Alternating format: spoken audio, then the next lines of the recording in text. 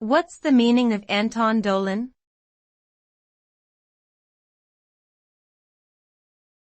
Anton Dolin.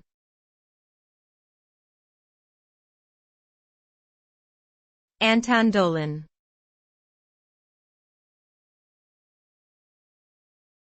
Anton Dolin.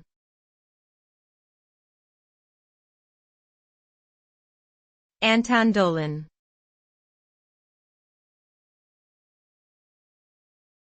Anton Dolin.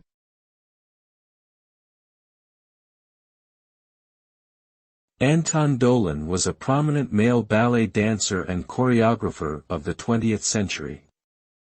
Born in Russia in 1904, he later became a citizen of both the United Kingdom and the United States.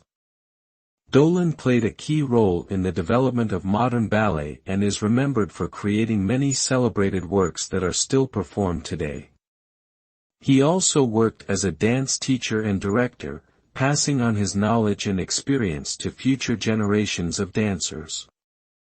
Dolin's contributions to the world of ballet continue to be recognized and appreciated to this day.